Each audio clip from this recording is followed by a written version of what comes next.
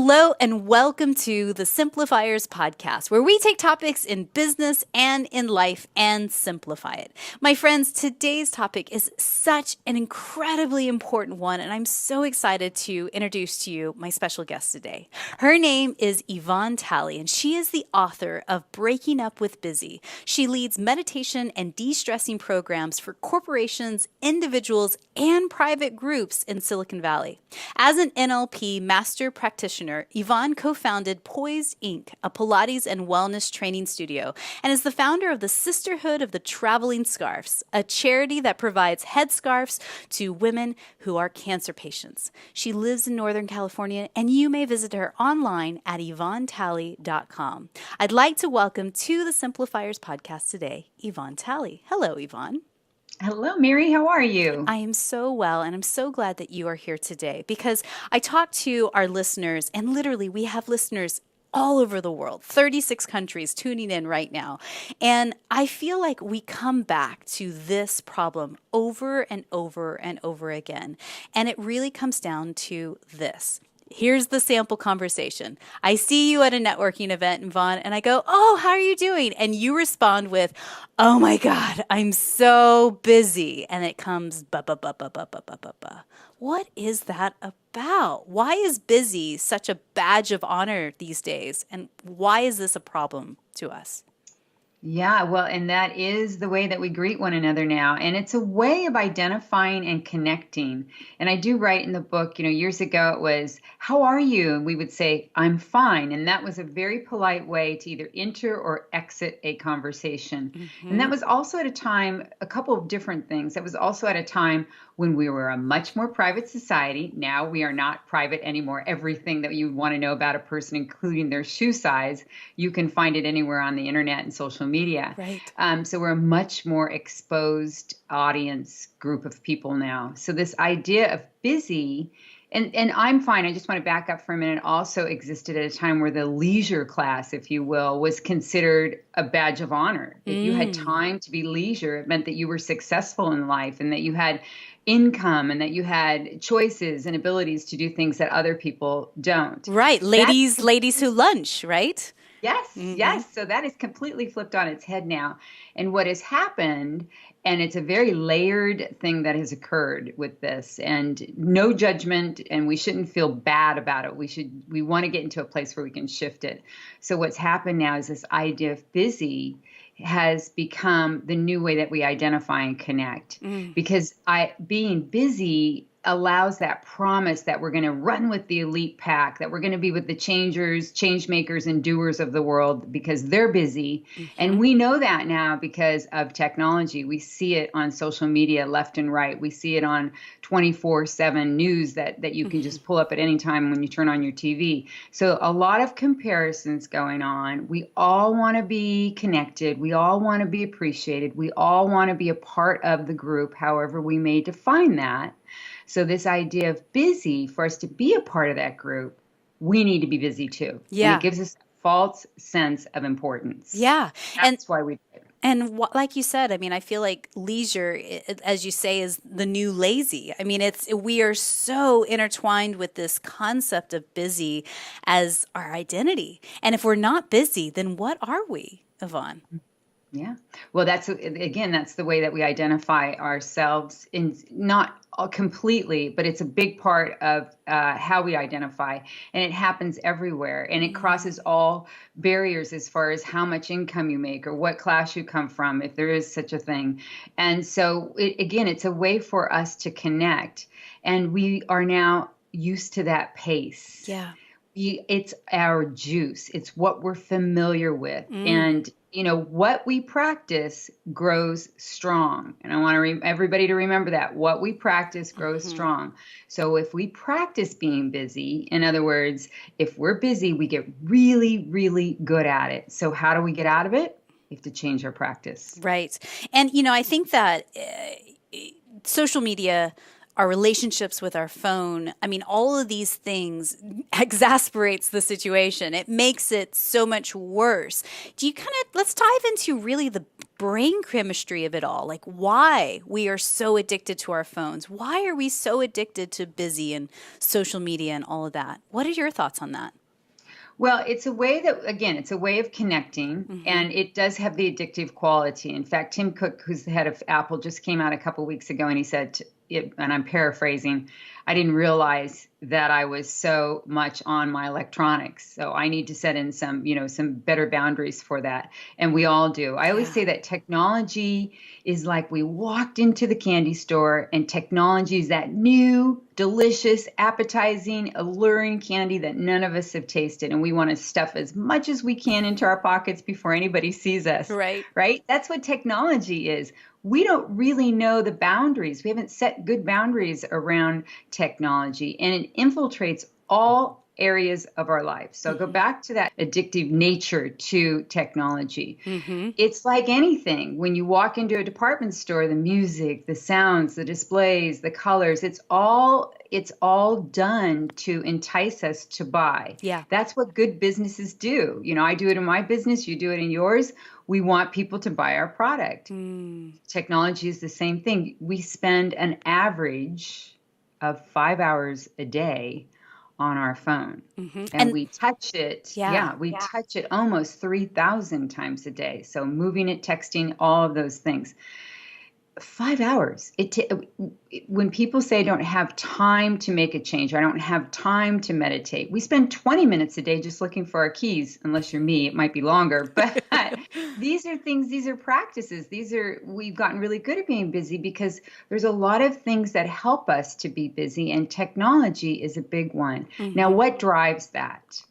It goes back to us wanting all to connect and fit in. And because of social media, there's the comparison game.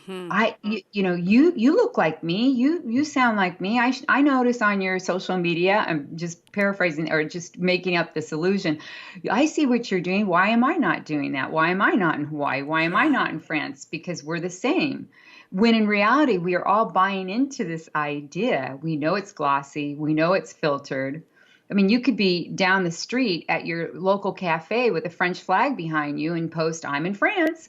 So again, it's the idea that we all want to fit in. And the more we do it, the better we get at it. And then before you know it, it's a habit. And I think that we've bought into the illusion that technology, if we just add more technology in our life, we'll be so much more productive and we'll be able to accomplish so much more, right? And so we keep adding apps onto our phones. We're like, oh, well, this will hack my life and this will, make me super productive and I'll get done twice as much stuff as I could the last week, And I think what's interesting and what I really try to teach and share with my clients and listeners is more is not better. Bigger is not better. Really stripping down back to the basics and getting at the core of what's most important in running your business or just having your best life is really what's most important. Do you agree? Well, yes, I do. And I think that doing it one step at a time is really important because, and that's a point that I bring across quite often, because if we take a busy executive work person, professionally, and then that person, she's busy in her home life as well. And then we tell her, well, you just need to cut back. You need to get to the court. She's gonna leave. Yeah. She's not going to be able to connect with that information or that suggestion. So we have to prioritize. And there's a difference between being productive, because I hear this quite often. Many times when I'm working with a client or speaking with a group, I will have someone say, but I love being busy. It makes me feel good at the end of the day. Again, that's that allure that the busier we are, the more important we are. But there's also a difference. Most of the time we dig a little bit deeper with that. We find out that person really enjoys being productive. So productive is about prioritizing. It's about saying no when we need to say no. It's about not staying in a situation, problem, without making some kind of shift to change that. When we're busy, we say yes to everything. We let everything pile on, as you said. Yeah. So we need to make that shift one change at a time. So the first step would be to prioritize. And that can be daunting. What do you mean prioritize? Take one part of your day and you want to signal in with how you're feeling. When you get that feeling that kind of comes up and your throat tightens and your chest gets tight, pay attention to that, because that's when you're in conflict with your heart and your being. You need to be able to connect those two. We can't ignore them. It's like a bird with two wings. We have to be able to connect both of them, the heart and the mind and the body. We have to be able to put that together to be able to fly correctly. Yeah. And, I think what's interesting about this is, talking about social media and then moving on, we'll talk a little bit more about your book. It comes back to this sense of feeling like, comparison is at the root of it, but also like perfectionism is there as well. Of like, if I did more, if I'm so busy, I will feel like I've accomplished more. But if I can't do it perfect, then, I don't want to do it half-assed. I think that's a trap, right? Yeah, it can definitely be a trap. And first, the perfectionist is one of those types of overscheduled women that I talk about in the book. I suffer from that. So it is definitely, we want to be able to lighten up, give ourselves some space. This is not, I think I have a quote in the book, something like, if you wait around for perfection, you're going to have a long wait. Yeah. So it's about progress. It's about one step in front of the other. And I say that quite often, but because that is really the message. And when we decide to strive for perfection, we will continually feel as though we can never get there. So we never have that moment where we can actually pat ourselves on the back or give ourselves credit or even be in a mindful space to do that for someone else, because we will end up being highly critical. Yeah. And this can come from having, that experience when you're young, that if I don't do it just right and perfect, then I'm going to be ostracized. They're not going to love me. They're not going to be there for me. So we have to move away from that and think about progress rather than perfection. Well, and how did I progress today? Yeah, and I think that you touched on it there. I think there are some deep rooted belief systems that have been rooted into us when we were little kids of expecting praise from our parents, or when I get a good grade, I get a certificate and appreciated by my teacher, and so it's like you're always sort of playing to the audience, if you will. And that's what feeds that perfectionism as well. So you made a mention of a term that you mentioned also in your book called the Overscheduled Woman, or OSW for short. Tell us more about this gal, because I have a feeling she's me. I think we all do. And I do say that I think all of us have felt like that overscheduled woman at least once in our lives, if not on a regular basis. Yes. So it is that high standard, get it done. Be all, have your all. In fact, I hear this all the time. Any type of media, when women get together, we can have it all. Yes, we can. And we got it. But what we forgot in that piece of having it all is that we got the career, we got the family, and the piece that we're forgetting about when we think about all is that self-care, nurturing piece. So an overscheduled woman is identified by, I give 10 signs in the book, that get it done, make it happen, be the best, be the one that gets it completely right, and then repeat it and do it again and again and again. And she often opts out of doing things that are going to be that third piece, that wellness piece, that option, as we see, is optional rather than essential. Right. She'll opt out of that to care for other people in her life that she's close to and that she loves. And another signal, too, Mary, would be that the things that she once enjoyed now are just one more thing that she has to do on her list. They're an inconvenience. And that's a really strong sign that we need to pull back, hit that pause button, and reprioritize as to what is going to sustain our health and wellness. Yeah, I can hear people listening right now going, yeah, Yvonne, I'd love to go to yoga. That sounds great. How do I put that into my list? Like, I've already got 80 bazillion things going on. Then that's, a red flag, right? That maybe things are a bit overscheduled. So you mentioned in the book there are 5 key types. Can you walk us through those simply and let people have a taste of what those look like so they can start to self-diagnose if they are one or not? Yeah, or exactly. So in the book, I talk about the pleaser, the perfectionist, the time optimist, the sorority sister, and the alpha. So on each end of that, that pleaser is that one that is going to make sure that everybody is taken care of. She's going to put Mm. everybody first. She spends a lot of time doing things for other people. And what happens with that, if that becomes overly so, she loses her connection with self, with herself. Yeah. And what to be able to break out of that, some of the breakout solutions are to start small, Hmm. let people do things for you. Now, again, that might sound like you got to be kidding. I like to have the control. I like to make sure everything's done. That would be more of the alpha. Yeah. But the pleaser, it's really important that she gets back and be able to identify with herself as an individual, not just as part of the group or not just as somebody who's going to be pleasing other people all of the time. Mm. And on the other end of that spectrum is the alpha. She's dynamic. She can walk into any room and grab an audience. She's a born leader, very lights up a room, smart, aggressive, and can bring other people into the fold and really motivate them. Where she gets herself hung up is when she's overly aggressive or when she's overly because she becomes domineering. Yeah. And then what happens is, I love that you're so honest about that too, because we all have a little bit of each, probably one of them in us from time to time, but there's going to be that one that really stands out. Yeah. But here's the good part about the alpha. The downside or the unresourceful side is that being overly anything as far as being aggressive and domineering, we push people away Yeah. because then they start to question themselves. That person doesn't really need me. Well, I'm never going to live up to her standards. And so we find ourselves like, well, nobody ever does it right type of a feeling because everybody's backing away from us. Right. So what can we do about that? We need to practice vulnerability. And that is a big step for an alpha. How do we start that? We start with our inner circle. Those people that you would trust no matter what. They've seen the ugly cry. They've seen you at your lowest peak. That's your inner circle. Start with something that you know is not going to have big repercussions if it goes, quote, wrong.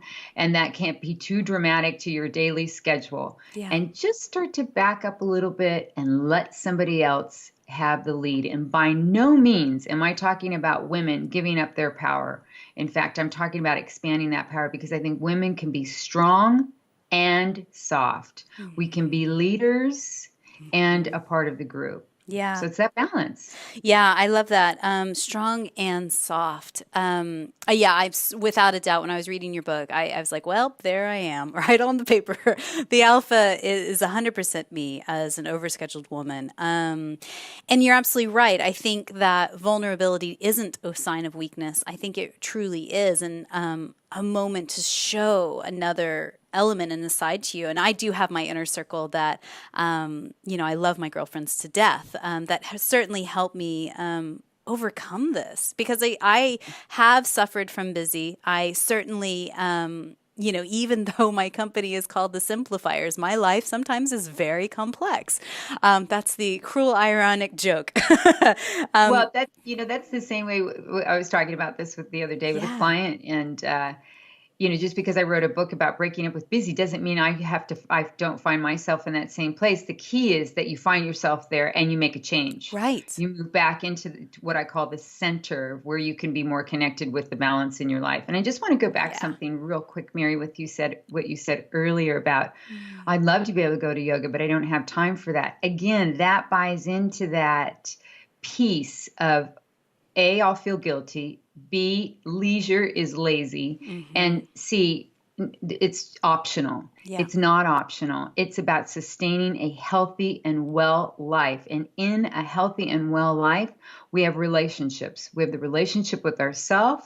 We have the intimate emotional relationship that we have with our partners, our children, the people that we work with. And how do we sustain those relationships where they're going to be rich and gratifying? We must take care of ourselves first.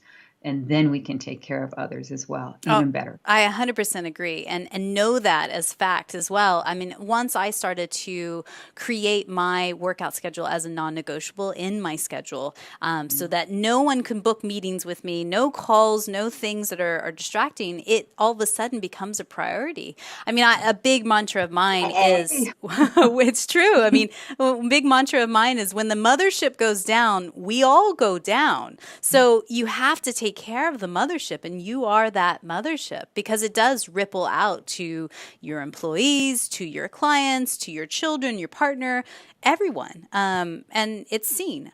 So I want to go back real quick to the 5 types. You talked a little bit about the pleaser and you talked about the alpha. Let's talk about the 3 in the middle. So the time optimist, what is that type of person? I got time to do one more thing. Kind of the downside with this is that she typically will show up late to things because she just keeps thinking that she has more time, more time, more time. Right. Just one more email, Yvonne. One more email. Oh, yes. gosh. Then what happens is she gets really frustrated, and she can even start to feel kind of resentful towards others because of that. And others will end up feeling like she's so disrespectful of my time. She's always late. And that's when those judgments start to get in there. And really, at the core, she's not trying to be disrespectful. She's trying to be helpful. She's trying to get things done. She really is very good about taking a project and seeing it all the way through. She's very committed to making those things happen. Yeah. So again, her pace, that quick pace of hers, she's a quick thinker typically too, is that she needs to slow down that pace. Breathing helps. And then I always say start out, again, small, mark 1 thing off your list today, 2 things off next week, and just start to bring that down. I find myself doing that quite often and there's some research to show that if there's more than 3 things on your list, this is productive versus busy in a day, that it's pretty unlikely that other stuff isn't going to get done, because really the priorities, this is about prioritizing again. And if you think it's going to take you an hour to get it done, put in that 15-minute buffer. And that's a way for that time optimist to start, on a practical sense, to start moving away from one more thing. Yeah. Because when does the one more thing stop? And what are we trying? What's behind the one more thing? I want people, this is what she's saying, the time optimist, I want people to acknowledge the fact that I'm really good at what I do. So again, it's going to be a self-exploration as to how can you fill yourself up with that? How can you give yourself that attention and credit for what you're doing and not be dependent on others giving you that resource? Yeah, and I think if we peel the onion back, what's really at the core there is this feeling of not enough. I'm not doing enough. I'm not being enough. I'm not accomplishing enough. So if I could just add one more, then I'll be enough. The world will see me, and I'll have accomplished it all, and I've gotten my star on my star chart. Right? Like that's really there at the core. Well, I think it's part of it. Yeah. And it's different for everyone. But a lot of this idea that I'm not enough is that measuring up. And again, that goes back to that constant comparison that think of our millennials. They have had it from day one, this constant comparison with social media and technology. Yeah. Gosh, that person, they didn't friend me. You didn't like my post. Why haven't I received that many likes on my this, that, and whatever? Right. And they get very wrapped up into that. And these are not real people. The majority of them, they are not the people that you can call at 3 a.m. when your house is on fire. They're not the person that you can call in a crunch. Yeah. That is our inner circle. So where are we spending our energy, and what is it that we want from that? So certainly feeling of not being enough is fueled by constantly seeing people do what we feel and what we perceive as more. So then we have to do more. Yeah. So we got to be, once we're aware of that though, because awareness cannot be undone. Once we're aware of that, that's when we can start to make the shift. And you also talked about the perfectionist, which we covered a bit, really not being able to let go of things, doing it to the nth degree. Is there anything important that we should also keep in mind about if you're a perfectionist OSW? Yes, and that seems to be a real prevalent one. That and the pleaser, well, they all are. But Mm. anyway, the perfectionist is really about making sure she loves beauty. She loves things that are pleasing. She likes to create an atmosphere, and she likes people to have a experience, if you will. And this is very often because she's trying to cover up the cracks. She Mm. doesn't want anyone to see the cracks, that she's not good enough. So here, this is where this comes in. Yeah. And this again can go back as so much of what we are and how we identify ourselves. We go back into our early relationships, those significant caregivers and parents, and we get set up with their beliefs and their approaches into life. That's how we all start. And Yeah. it's up to us as we get into life to start to shift those, become aware, and start using our beliefs that are more powerful for us. Right. But the perfectionist is really, this is how she protects herself.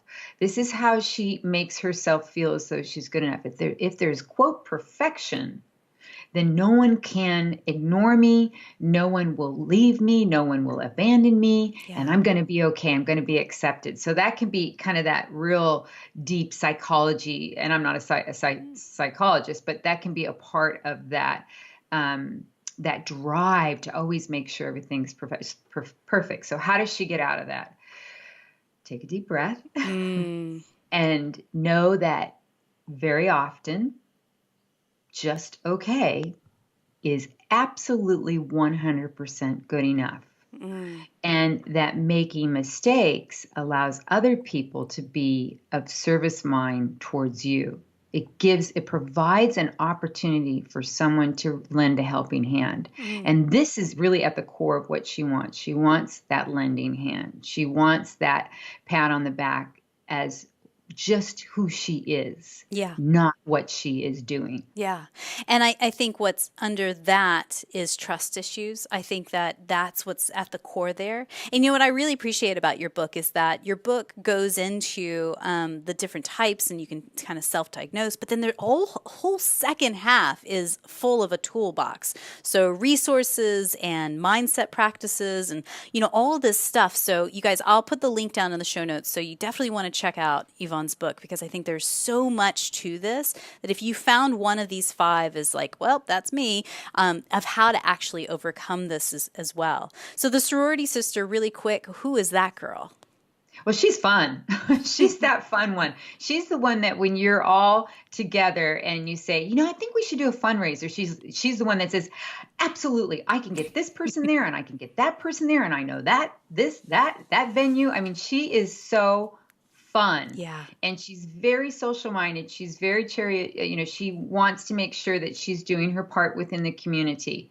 Again, she needs to have that space of time and that reality for herself that she is good on her own. So she has to trust herself enough that she can be just fine on her own without doing stuff all the time.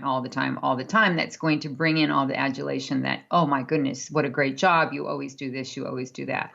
So again, it's going to be about finding that peace of mind for her that she doesn't always have to be doing to be accepted or to be important, to be that loved. She could be the one on the other end. Yeah, yeah. And you know what, no matter if you are one of the 5 or a bit of everything, and you found yourself in the loop, right? So something, you've had a busy day, you come home, your kids are having a meltdown, you finally get them to sleep, and it's like 9:30 at night, and you stop and you're like, ugh, I'm so exhausted. I'm going to crack open a bottle of wine. I'm going to wind down. I'm going to watch this crap reality TV show. And doesn't that fall into what you talk about, like the cue behavior reward trap? Can you go into a little bit about what that means? Yeah. So, well, anything that we have that cue behavior and reward. That's how we set up habits. That's really the process. And so what we want to do is be really mindful about which ones we're doing. So that example you just gave about, finally they're done. It's some me time. Crack open the wine, right? Me time cue, crack open the wine, relaxes the reward. Yeah. So, but is it healthy? Right. Is that something that we really want to be doing to our bodies? Because now we're setting up something that is going to be even though it feels relaxing, and by the way, this is without judgment. I love wine and great food, just like anyone, like many, many other people. Yeah. But it's when it starts to become our habit for finding what it is that we're trying to gain, and that is peace and relaxation. Right. That's really what it is. So when I suggest to someone, perhaps we could shift that a bit. First of all, if somebody's drinking 3 glasses of wine at night, we're not going to all of a sudden say you can't have any more wine, right, unless there's some other issues, and that goes into a different category. Right now, we're just talking about those habits, those cues, and those rewards. So we want to cut that back, and then we want to implant something else that's going to be really beneficial for us, that's really going to care for us. And how am I going to get that client or that person, or how are we going to get ourselves to recognize that? We have to identify what it is that we want. At the root of it all. Yeah. Yeah. What is it? So when we identify, or when we now express, I just want a sense of peace and relaxation. I want someone to say to me, you did a great job, and pat me on the back or rub my feet or something. So what's that? That's recognition. Yeah. That's appreciation. And that really is the core for all of us. This is something as human beings we all share. I don't care if you're an alpha running a multinational company, if you're a gardener, which I love, and you are only in charge of your own space. It doesn't matter. We all want to be appreciated, and we all want to be accepted, and we want to connect with others. Yeah. That appreciation is really important. That sense of peace and relaxation is really what we're trying to get. And I think what happens is that, when it comes to late night, I'll just throw something on the telly, I'll just cram something in my mouth, because it becomes mindless activity, right? You've pressed the big red F it button, proverbially, and you're flipped on. Here in the UK, it's Love Island. It's a horrible show, but it's like a train wreck on telly, right? And then you just press the big red button, and you're like, okay, I can zone out for the next 2 hours. But what happens is you wake up with a hangover. You're really groggy. You're going, oh my God, I only got 5 hours of sleep last night instead of getting 7 because I watched that crap telly show. It's a cycle that sets you up for failure the next day. So it's as simple as just, where you feel like, I don't know, I think that there is an emotional level where you're like, I deserve this, right? Yes. And it gets into that real primal monkey brain kind of part that goes, I deserve this ice cream.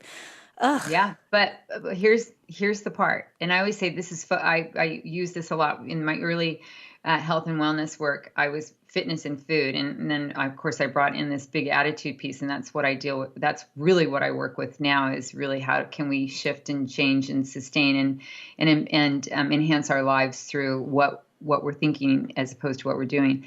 So the interesting part about what you just said is that one behavior or that habit now we've set up it extends into other areas in our lives.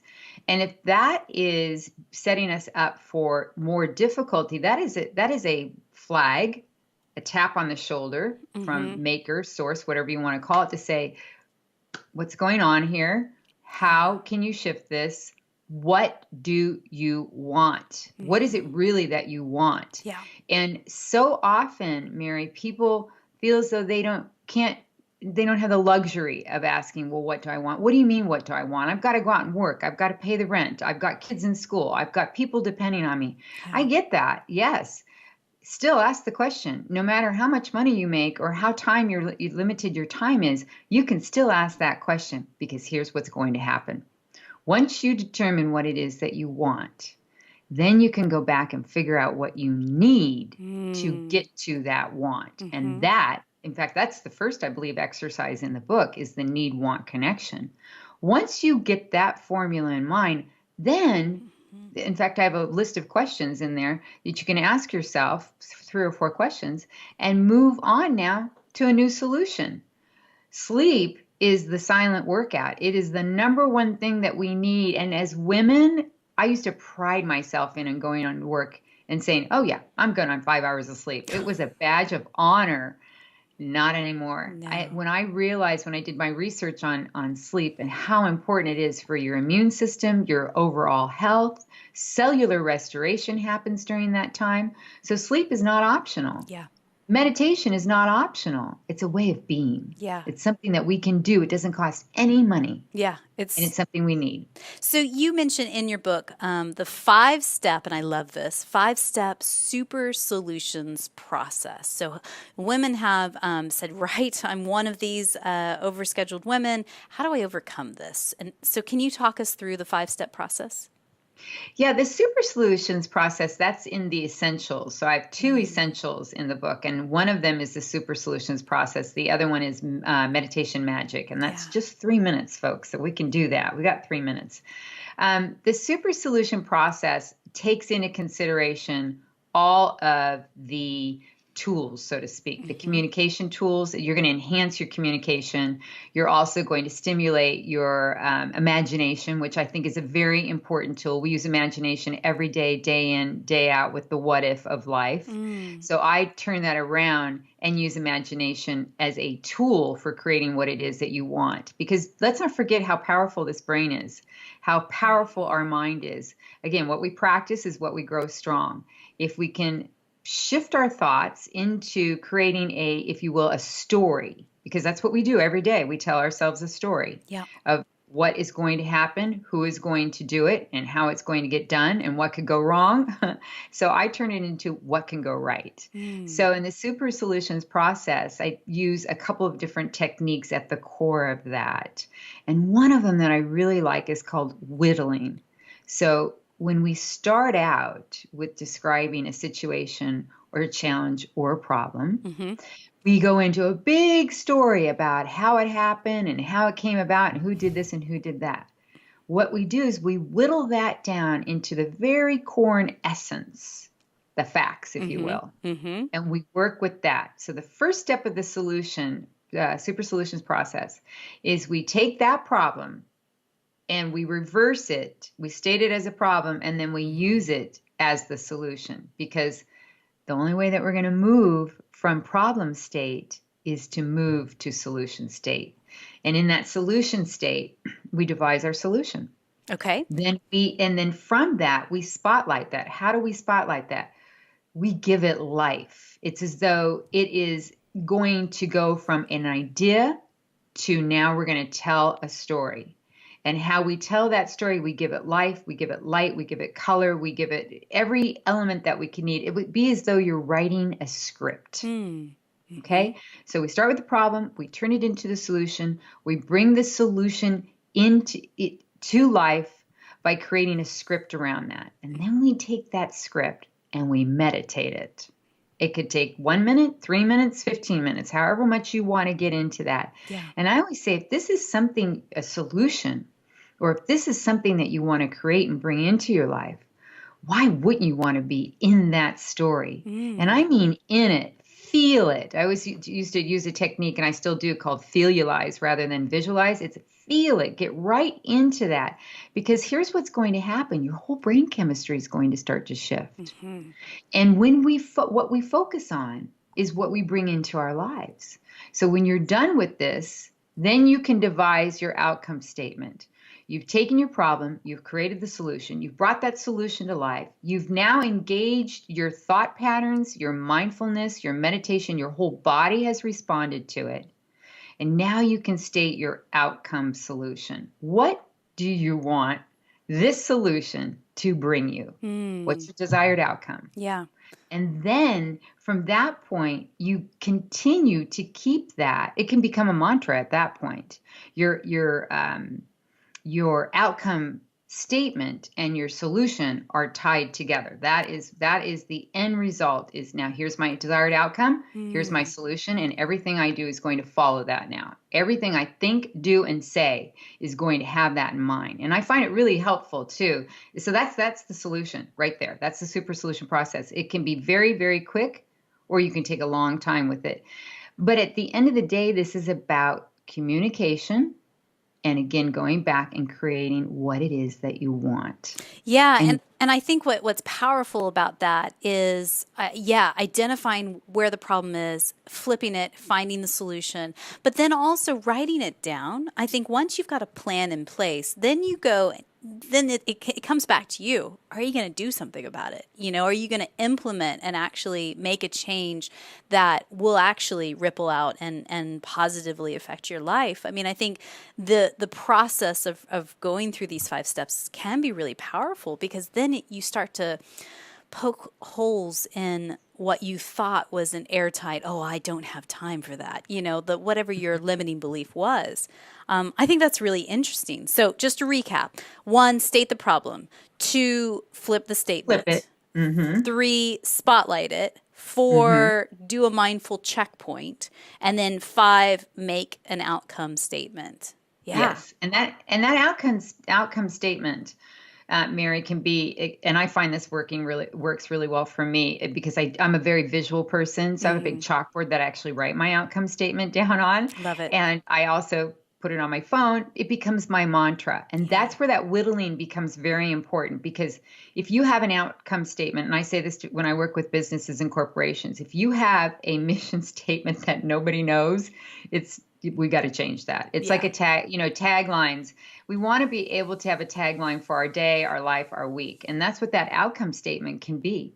Because the more you repeat it, the more then we start to look for those solutions. We start to look for those opportunities that are in line with our desired outcome and with our statement. Yeah. And I think everything that you've shared so far, I mean, it all plays back into brain chemistry stuff. Like it's really at that granular level of retraining your brain to find new anchors, new ways of thinking, and new beliefs. Because I as I'm getting older, I'm starting to realize that time is simply a construct. Like it's a construct that we've put into our life, that yes, there is a clock and it ticks at the same interval every second. However, you notice when you're in flow and you're really doing a project you love, like time just sort of flies by. But if you're doing something you just absolutely hate, you're sitting in line at the DMV, time ticks at a very slow pace. So I think that's fascinating to me in this concept of, oh, I'm so busy, or, oh, I don't have time for that. I have to stop and go, well, is that a real belief? Is that based in concrete fact? Or is that something that's going on up here in my mind? So yeah. I think it's both. And, let's not forget, timekeeping was first brought about to make sure everybody started work on time. Right. And ended on time. Yeah. I mean, I find the concept of time fascinating. And I consider myself a bit of a brain geek. So part of writing this book was interviewing neuroscientists, which was my favorite part of the whole book, because I asked them questions that I hope to use in another book, the answers to. But time, I mean, it's something we tell ourselves, I don't have time. And we do have time. What we have to do is give ourselves permission to allow ourselves to enhance our lives in a way that we find our flow. Because you're absolutely right. When we're in flow, time loses all existence. Yeah. It's just there. And all you have to do is watch. I love this because I love to watch people. Watch a small child, a toddler, a 2-year-old, and the parent trying to walk into a store. I mean, the concept of time for the 2-year-old, or walking along the beach. That's what I love about kids. They make us slow down. We have to. Yeah. I mean, their time structure is very different.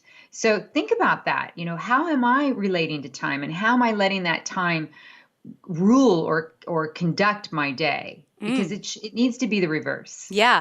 And, my listeners are creative entrepreneurs. And, one of the funniest things is that, and I did this early on in my own business as well. Hello, spoiler alert, you're the CEO. You actually get to set your hours. It's not the other way around. Yes. So one of the things that I've been doing lately that's really, really transformed my mindset in a huge way is I build in time to just walk. I walk the city center here in Nottingham. And I mean, even if it's just 20 minutes, taking that time, phone is in my back pocket. I'm not Instagramming stuff. I'm just walking is so good, because not only A, am I getting a bit of exercise, but B, I'm thinking through challenges and coming up with clever new ideas, overhearing conversations that spark a new idea. I mean, this is it. This is the ability to put that into your schedule.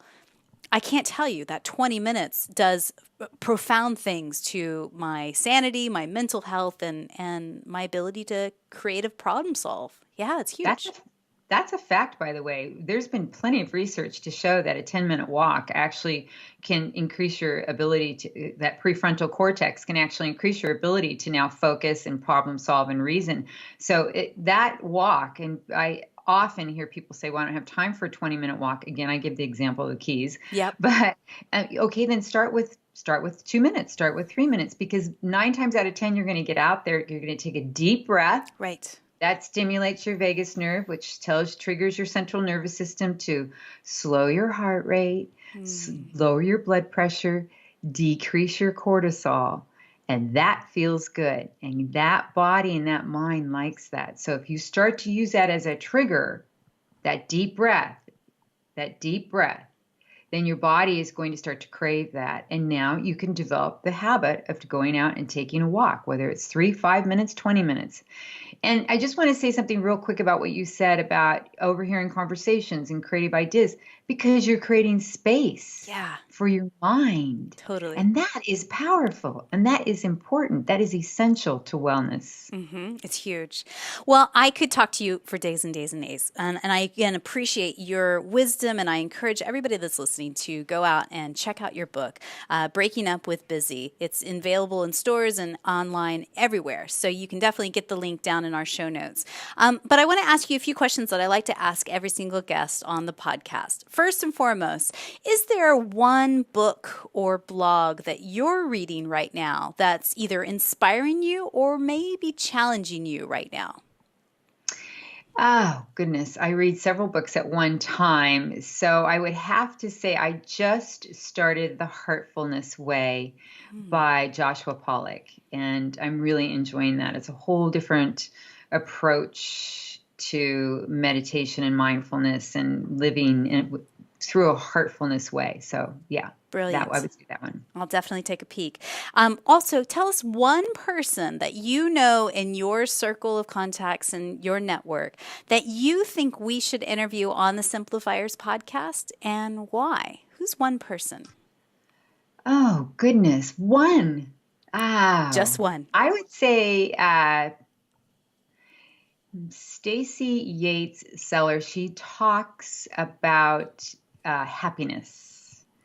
And it's just delightful to be in her presence. And I think that she has a beautiful way to present the quality of happiness and how important it is to us in our lives. She sounds perfect. We'll definitely connect with her and hopefully have her on the podcast soon. I think her website is Happiness 1 Minute. 1 Minute Happiness. I can check that for you, though. All right, great. We'll put her link down in the show notes. I believe gratitude and simplicity go hand in hand. Tell us, what is one thing you're grateful for right now in your life? Well, gratitude is really, really central to everything. It's through gratitude that we find happiness.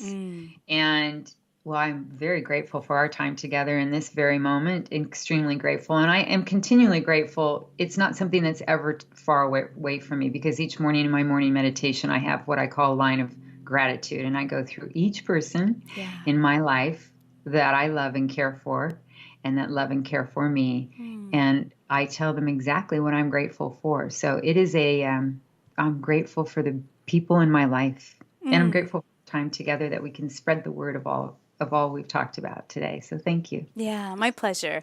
So online, where do you like to hang out the most, if anywhere at all? Are you on Twitter, Facebook? Where can people connect with you? Oh, well, they can connect with me on all of that. I probably do Instagram more than I do the others, although I am on Twitter. I am on Facebook. Yeah. It's so funny because Google's down the street, and Facebook's down the street. Google's a little bit further away, but they're all very close. Yep. And I find myself being that that person that is not good with social media, so I have help with that. No worries. But I think the thing I like about Instagram are the pictures Yeah. because I think some are really beautiful. So I would be there more often than not, Great. So we'll put our although links. not that often. We'll put her links down below so you can connect with her. And again, I want to remind you guys, definitely read the book. It's so good. Breaking Up with Busy by Yvonne Tally. My final question for you today, Yvonne, and thank you again. I just want to take a moment and acknowledge you. This book is so important for women. And by the way, it's not just a female issue. Men also have this issue in modern day 2018 as well. Thank you. I mean, I think it takes bravery to put a book like this together, but it also takes a deep wisdom and understanding of busy, which knowing your story, having read it through the book. Yeah, thank you so much for sharing your story with us. So Thank you. my final question for you is this. A girl is listening to the podcast right now, and she's really inspired. She is connected with the concept of an overscheduled woman. She's like nodding her head. Yep, that's me right there. That person you just described. Yep. But, she's inspired, and there's something that has sparked for her in what we've talked about today. However, she is deep down in the muck of 80 billion to-dos, screaming children at her feet. All of it. What's one thing you could whisper into her ear right now just to encourage her in this moment? Slow down. You deserve it. Thank you so much for being on the podcast today. It's my pleasure. Thank you.